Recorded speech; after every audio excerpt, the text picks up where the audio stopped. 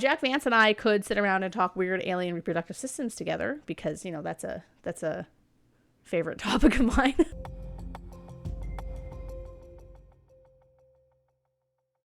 Hello, welcome to Sound and Fury Book Reviews. As usual, I am Tina. Today I'm doing one of my classic sci-fi book reviews. I am reviewing Jack Vance's The Dirdir, The Dirdir, which is book 3 of this Shishai, I don't know, trilogy or quadrilogy. Anyway, this book is from 1969. It's from Daw. I didn't realize when I bought it that it was part 3, even though it says it right on the cover. I was distracted by these bizarre dudes because they're quite interesting looking. And I do wish I'd read the first 2 because it seems like there's a lot from that is required to read this book. I also want to have book 2 simply because it's called Servants of the Wankh, which I think is funny because I'm immature. So, The Dirdir is a compelling story, though, about a man and his friends evading aliens that have some serious, predator vibes. So what's the story? Getting back to Earth from the planet Chai or whatever, I'm just going to call it Chai, involved only stealing a spaceship or having one built to order. For Chai was the abode of several intelligent starborn races and as such had space yards, you would think. But Adam Reith's problem was not so simple. He's already been lucky enough to escape the Chash and the Wankh and a dozen different types of humans, and now his course led directly to the great ceviche, space yards, and the domains of the Dirdir. But the Dirdir were quite different from the other aliens who competed for this world. They were quicker, more sinister, and had an unrelenting thirst for hunting victims like Adam Reith. The closer he came to his objective, the keener their hunting instincts would become. One thing I have question about this book is that, so these Dirdir dudes, they go around hunting humans and eating them. You would think that humans would have some kind of a banding together uprising to go against this, but that never happens. So I don't know. That's not really addressed, and we just don't really question that.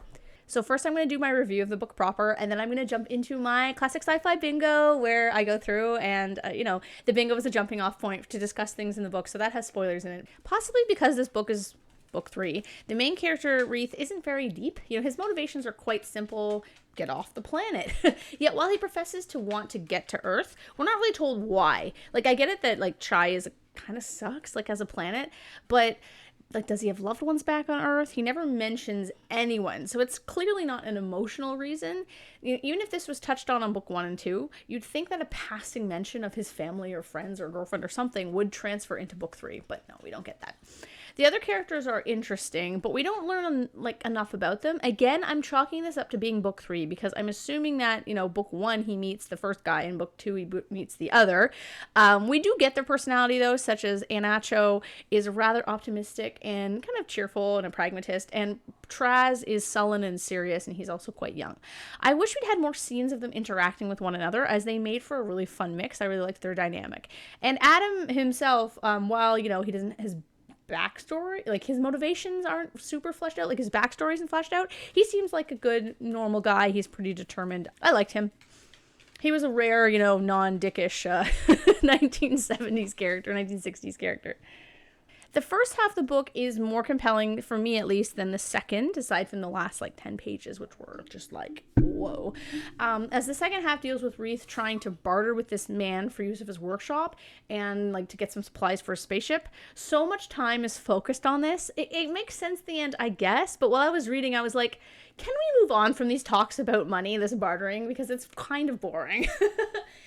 The selling point of the novel for me, though, was the alien cultures. As usual, I think Jack Vance and I would have been great friends. He was born in 1916, though. He died in 2013. Imagine what a life that was. So going from, the tail end of the horse and buggy era to, cell phones in one lifetime is pretty crazy. I guess my grandma was like that, because she's, 93 now, and so, she's had a pretty crazy life, too.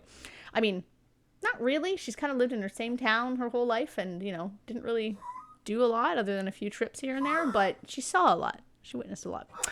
Anyway, Jack Vance and I could sit around and talk weird alien reproductive systems together because, that's a favorite topic of mine. This book is filled with intricate alien cultures. The most interesting aspects being how each of the 4 species occupying Chai has a subservient human subrace, which, from how I understood it, were either bred into the main species or had to apply to be one of them somehow.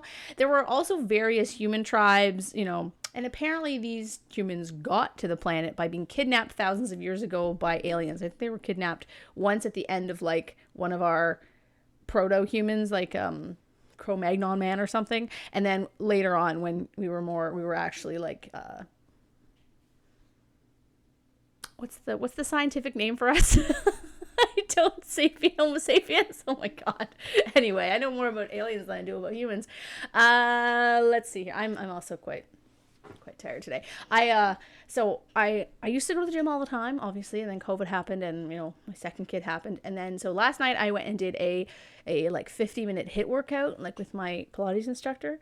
And oh my god, I have never slept so well in my entire life. I was like, I actually felt ill. I was so tired when I got home. Anyway, so I think that's still transferring on today. I need some more coffee. So anyway, the action scenes in this book were concise and easy to follow, though there's less fighting than kind of like avoiding fighting. I mean, the last few scenes had some cool fights.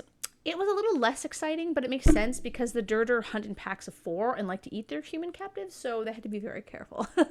Overall, I did enjoy the story. I really liked it, actually. It moved at a quick pace. The ending was, as I said, it was interesting, and the world building of Chai is very fascinating. I highly recommend it, though. I think you should start with book 1. Okay, so it's bingo time. Let's see. Outdated science. So remember, there's spoilers in this. I mean, not a ton, but there's a few. So, outdated science. Yes, at the end of the book, they talk about bringing this guy, Wu Diver, a telephone, and that made me laugh so hard. I'm like, this is like a completely different planet. They're like, yep, got some phone lines. They never mentioned phone lines anywhere else, but anyway. Okay, number 2, spaceship blows up or crashes. No, though apparently, no, the whole impetus for this whole quadrilogy is that Adam crashes his spaceship in book 1. So I'm going to say no because it didn't happen in this book. Predicting social changes. No, it has nothing to do with Earth. Sexy female scientists. There are barely any women in this book, so no. Cool aliens. Oh, yeah. Prepare for a long haul here. I'm going to get into the aliens in a bit deeper because I love talking about this. So, yeah. Okay, so here we go. So, Anancho, who is a Dirdir man, who's one of the, like, lower subservient races of the Dirdir. Anancho, tall, thin, and pallid like all Dirdir men, was completely hairless, which was interesting. And, because they are humans, but they've been, like, bred into the Dirdir, so I guess they take on some of their genetic qualities. I don't really know how that would work, but we don't question this. Okay, so here's what the Dirdir look like.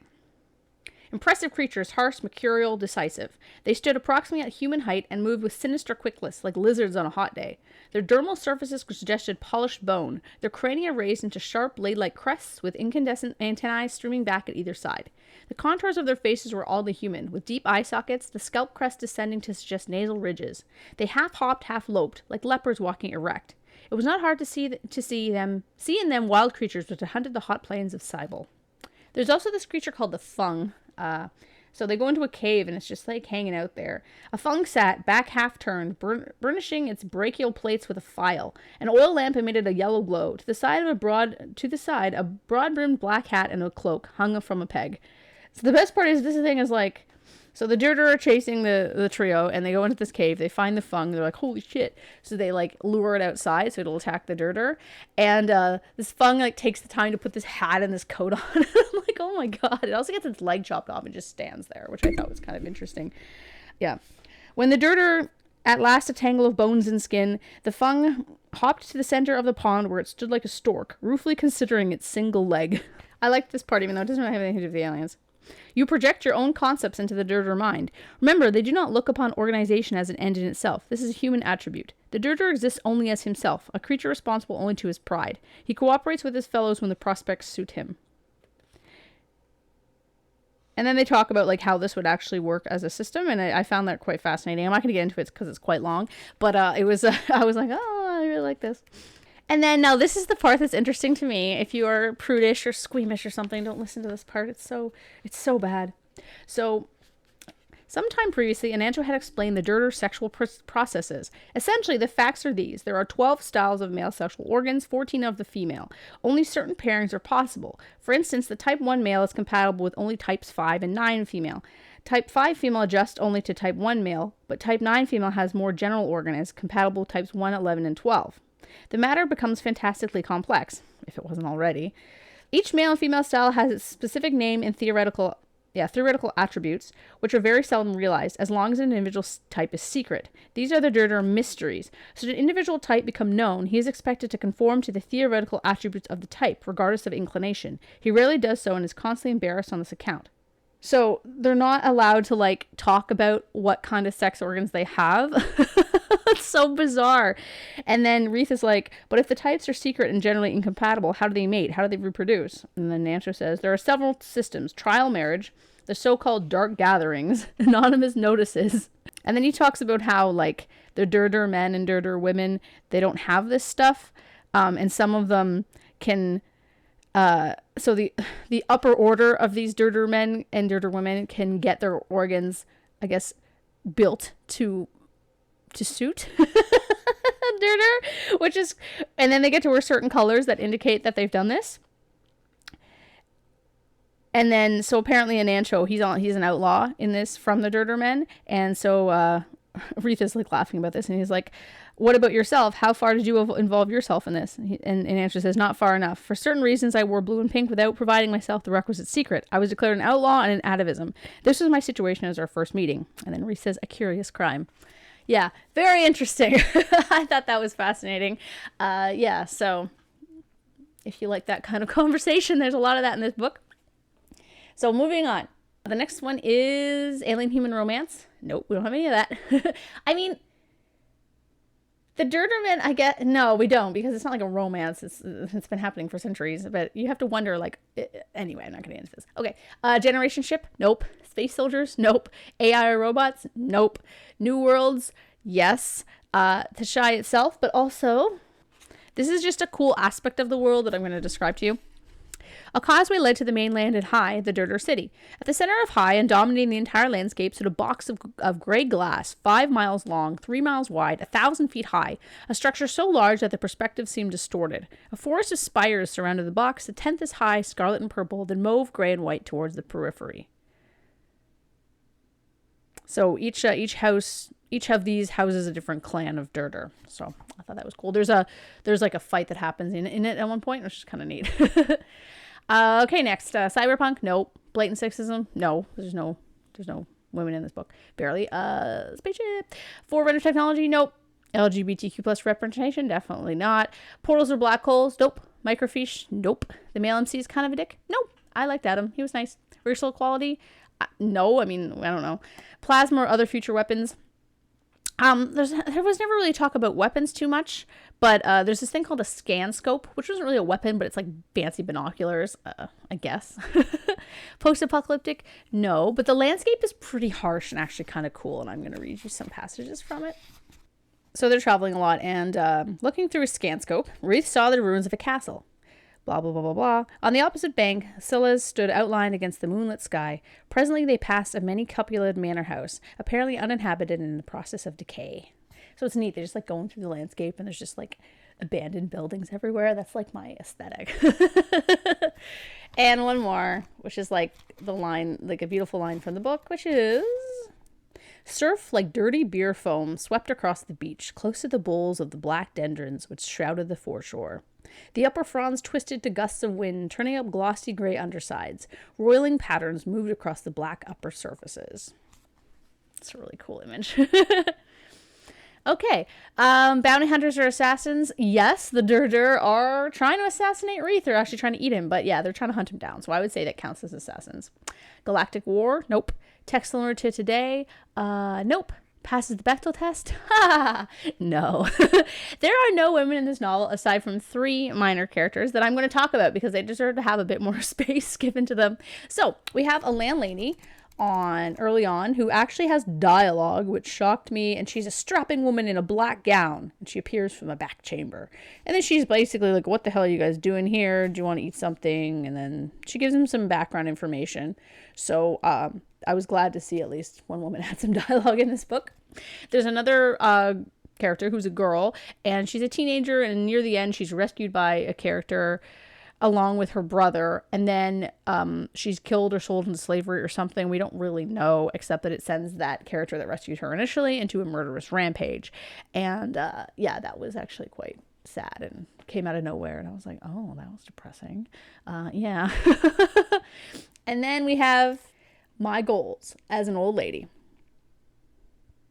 The wagon paused at a dismal little village. The passengers stretched their legs, drank brackish water raised from a well, haggled for buns with a withered old crone who asked outrageous prices and laughed wildly at counter proposals.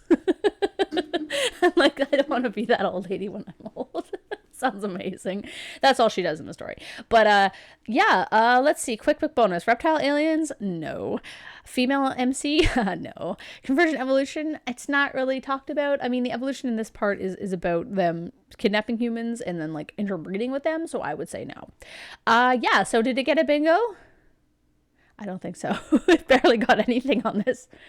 No, but that's okay. It was a really fun book. I have a few more Jack Vance books kicking around. I don't know why I always look for them. I'm never going to find any in this stack, but, yeah, I've got a few more of those. So, but I think next I'm going to read either Armada or Our Mysterious Spaceship Moon, which I've talked about a million times. So I might do this, but I'm really intrigued by Armada, and I've heard that this one's really good. So we'll see. Yeah, I hope you liked that. Have you read any of this Chai quadrilogy? Should I read the fourth one? Yeah. So, yeah, thanks.